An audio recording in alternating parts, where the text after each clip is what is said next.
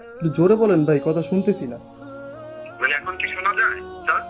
শোনা যায় ভাই, বলেন।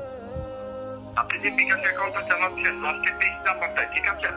হ্যাঁ, এই অ্যাকাউন্টটা আমরা বিকাশ অফিস থেকে বন্ধ করে দিয়েছি কেন? বিকাশের লেনদেন আছে 4টি আউটগোয়িং ও গোপন পিনটা, ঠিক আছে? তথ্যটা কি জানা আছে না জানা নেই আপনার স্যার?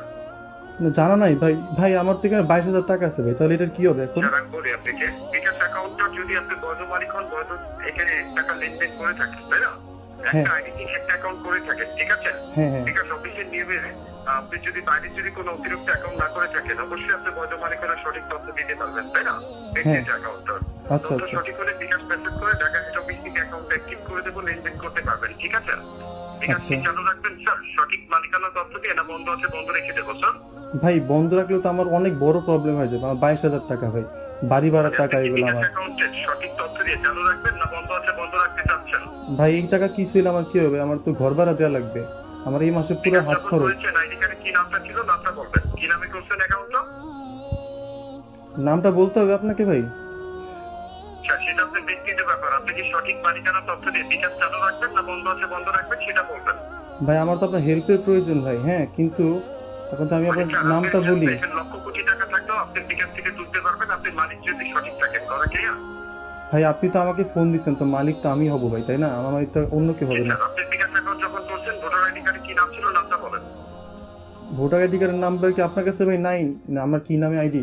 এখান থেকে কোনো তথ্য দেওয়ার নিয়ম নেই স্যার। আপনি কি বিকাশের সঠিক মালিকানা তথ্য দিয়ে অ্যাকাউন্ট রাখতে চাচ্ছেন নাকি বন্ধ আছে বন্ধ রাখবেন? না না না না ভাই, আপনি ফোন রাখেন না ভাই, আমার তো এটা জানতে হবে। যে অ্যাকাউন্টটা যখন করেছেন ভোটার আইডি কার্ডে কি নাম ছিল স্যার নামটা বলেন। এখন ভাই নামটা কি আপনাকে বলাটা ঠিক হবে কি না? সেটা আপনার ব্যক্তিগত ব্যাপার স্যার। কোম্পানি যদি আপনি কোনো ভুল তথ্য দেন, চাইলেও বিকাশ অ্যাকাউন্টটা বিকাশ কোম্পানি চালু করে দিতে পারবে না, ঠিক আছে? বৈধ মালিক হলে অবশ্যই আপনি লেনদেন করতে পারবেন, ওর টাকা থাকলে তুলতে পারবেন। কেন? আচ্ছা ভাই, ধরেন যদি এমন হয় আমি আপনাকে না দিয়ে যদি আমি কাউকে কাস্টমার কেয়ারে যাই? স্যার এখানে আপনার বিকাশ অ্যাকাউন্ট, তাই না? হ্যাঁ হ্যাঁ। যেটা আপনার অল বাংলাদেশের এখানে ঢাকা মহাখালী ড্রাগন শপ থেকে এজেন্ট পার্সোনাল ও কাস্টমার কেয়ার গুলো এখান থেকে নিয়ন্ত্রণ রাখা হয় 16247 থেকে, ঠিক আছে? আচ্ছা আচ্ছা। আপনার কাছে তারা আমরা পাসওয়ার্ড জানতে চাইনি, চেয়েছি বলেন না কোনো টাকা পয়সা চেয়েছি বলেন। না তা চান নাই, আমি কি আপনাকে ট্রাস্ট করতে পারি? আমি যেটা বলেছি কথা কি বুঝছেন? আপনার গোপন পিন যেই হোক কাউকে বলবেন না, যেটা আপনার অ্যাকাউন্ট নিরাপত্তা রাখার মূল বিষয়, ভাই ঠিক আপনি আছে? আস্তে কথা বলেন ভাই, আপনার মনে হচ্ছে আমি টাকা হাওলাত চাইতেছি আপনার কাছে, অথবা টাকা আপনি আমার কাছে পান। আস্তে আস্তে কয় কথা বলি, সমস্যা তো নেই। আপনার সাথে গল্প করবে না কোম্পানি স্যার, ঠিক আছে? বিকাশ সম্পর্কে তথ্য গান শোনাবেন একটা ভাই? আপনি কি অ্যাকাউন্ট রাখবেন না রাখবেন না, ইয়েস অথবা নো বলবেন, ঠিক আছে? জি ভাই, বুঝি নাই। বিকাশ কি চালু রাখার প্রয়োজন বোধ মনে করছেন? হ্যাঁ, প্রয়োজন মনে করছি। আইডি কার্ডের নামটা বলবেন, সঠিক তিনটা তথ্য ইয়েস দেবেন। কি অপশন নামে ক্লিক করছেন? করেছি, ইয়েস অপশন ক্লিক করলাম। গান শোনাবেন একটা? টাঙ্কিয়া আমার ফুটা হইয়া গেছে, পানি থাকে না। ভাই ইংলিশ কি? ও ভাই, কই গেলেন?